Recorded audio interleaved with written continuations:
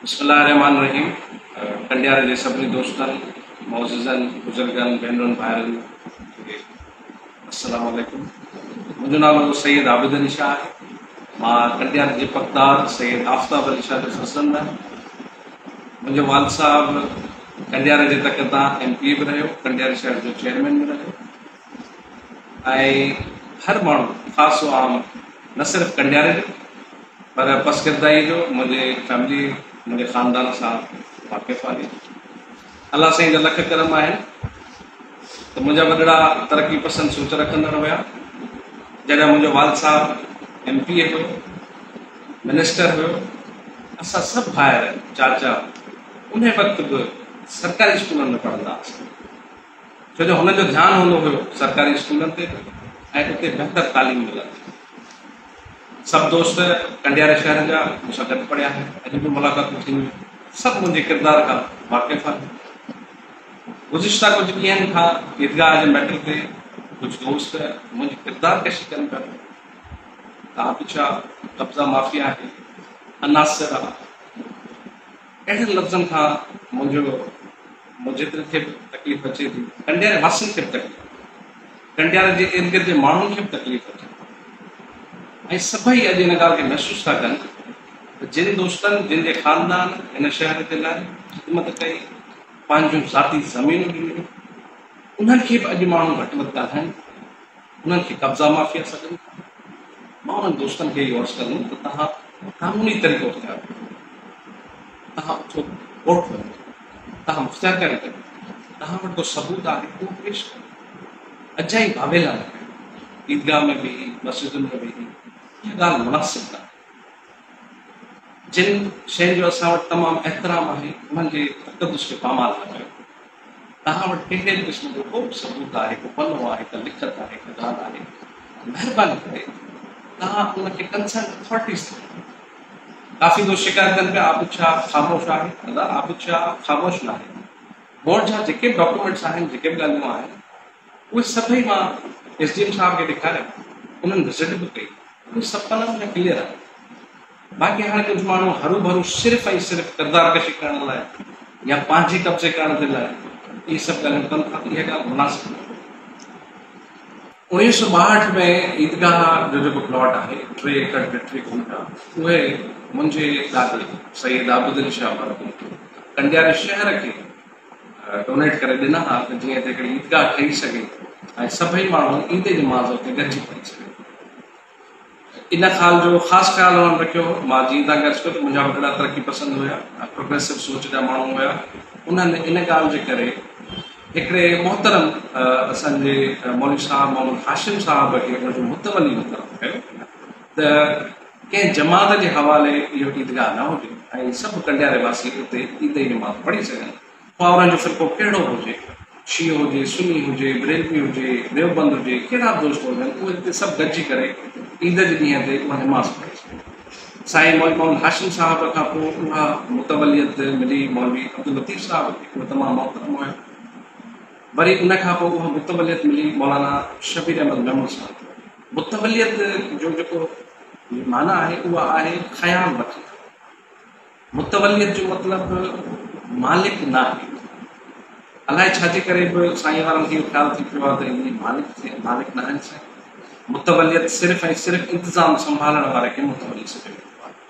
जेके पढ़ियल लिखियल दोस्त आहिनि उहे हिन ॻाल्हि खे ज़रूरु सम्झंदा ऐं जिन खे मुतवली जी माना ख़बर न आहे त उहे अॼु गूगल करे सघनि था, उन्हनि खे उनजी माना ख़बर पइजी वेंदी। सो मुंहिंजो इरादो इहो ई आहे ऐं इहो फ़ैसिलो असांजे मस्जिद में वेही थियल आहे, जंहिं लाइ हाणे उहे चवनि था त इन काग़ज़ जी सिर्फ़ु आबिद शाह वटि फ़ोटो कॉपी आहे। सही फ़ोटो कॉपी आहे, बिल्कुलु आहे ऐं उहो फ़ैसिलो थियल आहे ऐं उहो बि असांजे तमामु मोहतरम उलमा कराम जो थियल फ़ैसिलो आहे। मां उनखे क़बूल कयां थो। सो असां हाणे इन तरफ़ वधंदासीं त असांखे इहे 3 एकड़ 33 गुंठा मौलवी शबीर साहिब जॾहिं मुतवलियत मुंतक़िल कंदो त उहे 3 एकड़ 33 गुंठा असांखे क्लियर करे ॾींदो। मुंहिंजी सोच इहा आहे त असांजे शहर जी ईदगाह अहिड़ी हुजणु खपे जहिड़ी असांजे पूरे सिंध में न आहे। असांजो हक़ आहे त असां अहिड़ी साफ़ सुथरी ईदगाह में ईद जी नमाज़ पढ़ूं जिथे टाइल मार्बल बि लॻल हुजे, जिथे कुझु मोटरसाइकिल बिहारण जी पार्किंग जी जॻह हुजे, जिते कंडियारे जा सभई शहरी अची करे नमाज़ पढ़ी सघनि। ईद जी नमाज़ जो मक़सदु इहो आहे त असां ॿधी जो मुज़ाहिरो कयूं त इनशाअल्लाह इहा ईदगाह ठहंदी, ज़रूरु ठहंदी। भली केरु छा बि सोचींदो हुजे, कंहिंखे बि कब्ज़े करण जी इजाज़त मां न ॾींदुसि। प्रॉपर्टी मुंहिंजे वॾनि जी आहे, कंहिं ॿिए माण्हू जी न आहे, कंहिं जमात जी न आहे। ऐं नई मुतवलियत बि कंहिं जमात जी, मुतवलियत हिकिड़े ख़ानदान खे ॾिनी वई। हाणे असां उन्हनि जी मुतवलियत मां मुतमइन न आहियूं, असां पंहिंजी मुतवलियत वापसि वठंदासीं ऐं ईदगाह खे अहिड़ो ठाहींदासीं। मां तव्हां सभिनी दोस्तनि खे यकीन थो ॾियां त ईदगाह अहिड़ी हूंदी जेका तव्हांखे पूरे सिंध में अहिड़ी ईदगाह। ईदगाह में हिकिड़ो कुतो मोहल हुयो, टीह में उनखे खणण लाइ तयारु कोन हुई, अॼु बि उते गॾाए पिया आहिनि। ऐं कुझु दोस्त ॿुधाइनि पिया त ईदगाह में आईसी ऐं जेके हीरोइन थी आहिनि उहे अची वेहनि था राति जे टाइम ते, शाम जे टाइम ते, उहो गॾु थी वियो आहे। अहिड़ी जॻह ते असां ईद जी नमाज़ बि पढ़ूं था। अफ़सोस जी ॻाल्हि आहे, तंहिंजे करे ठाहे बि असां पंहिंजी ईदगाह ठाहींदासीं। असांजी ईदगाह आहे। कुझु माण्हू अची करे चवंदा असांजी, त तव्हांजी ईदगाह न आहे। तव्हां पंहिंजे ॻोठनि में वञो, उते वञी ईदगाहूं ठाहियो, उते वञी पढ़ो, असांखे एतिराज़ न आहे। हीअ ईदगाह असांजी आहे, प्रॉपर्टी मुंहिंजे वॾनि जी आहे, उन्हनि जी मुख़्तस थियल आहे। कंडियारे शहर वारनि जी ईदगाह आहे, फ़िरका वारियत खां पाक असांजी ईदगाह आहे। हिन में हर फ़िरके जो हर सोच जो माण्हू ईदगाह में नमाज़ पढ़ी सघे। इहा कंहिं हिकिड़े फ़िरके जी ईदगाह आहे। अच्छा, कुझु दोस्त कुझु ॾींहंनि खां मूंखे कब्ज़ा माफ़िया सॾनि पिया, ऐं हिकिड़ा अनासर सॾनि पिया, ऐं मूंखे चवनि पिया त जेको कानून खे पंहिंजे हथ में न खणणु खपे। मां कानून खे बिल्कुलु पंहिंजे हथ में न आहे खयो। मूं वटि जेके बि डॉक्यूमेंट्स आहिनि उहे मुंहिंजा SDM साहब खे पहुचायल आहिनि। तव्हां दोस्त ॿुधो, पंहिंजा कागज़ ॾेखारियो। ऐं अफ़सोस जी ॻाल्हि इहा आहे, हिन ॻाल्हि खे मां कॾहिं फेसबुक ते या कंहिं सोशल नेटवर्किंग ते न रखंदो आहियां। ख़ैर जो कम खे मां लिकाए करे करण जी कोशिशि कंदो आहियां, पर अॼु इन्हनि दोस्तनि जी वॾियुनि महिरबानी जे करे इहा ॻाल्हि मूंखे करणी थी पवे त मां कब्ज़ा माफ़िया जेको तव्हां मूंखे सॼो था, 3 ॾींहं अॻे असां वटि हिकिड़ो मंगरनि जो ॻोठु आहे, दॿाणी मंगरिया हुनखे सॾियो वेंदो आहे। उन ॻोठ में मुंहिंजे बाबा साईं जी डोनेट थियल ज़मीन हुई, जिते हुन कब्रिस्तान हुयो।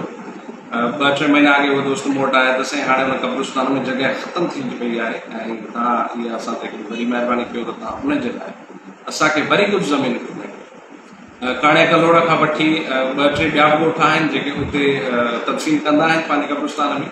उन्हनि दोस्तनि खे 3-4 ॾींहं अॻे मां 6 पैसा ज़मीन वरी उन कब्रिस्तान जे लाइ डोनेट करे आया आहियां।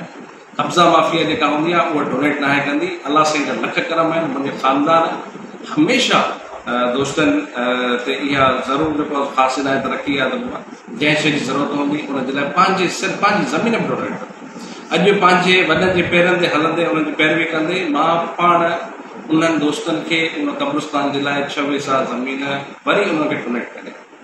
सो जेको कब्ज़ा माफ़िया हूंदो आहे उहो ज़मीन डोनेट न करे।